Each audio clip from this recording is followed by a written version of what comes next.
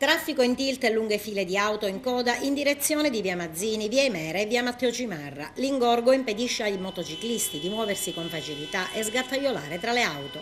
È lo scenario che si presenta da alcuni giorni, in particolare dall'apertura del nuovo anno scolastico durante le ore di punta della mattinata in prossimità del quadrivio Spinasanta.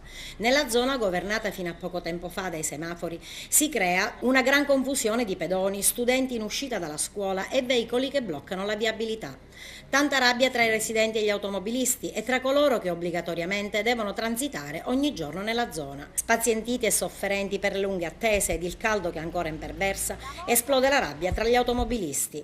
Da quanto tempo è in fila? Da mezz'ora, io abito qua. Ma è stata in fila da molto tempo? Ma una mezz'oretta. È un gas, qua c'erano i semafori, va bene? Perché li hanno tolti i semafori? Perché non li lasciavano? C'era la rotonda. Ma c'è questa confusione da quanto? Da 2 giorni?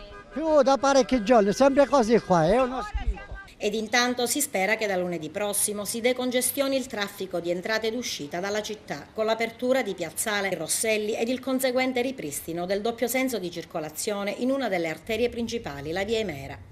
In attesa che i semafori di via Crispi, in prossimità della salita Coniglio e dell'incrocio sotto il Tempio di Giunone, ritornino a funzionare nel più breve tempo possibile.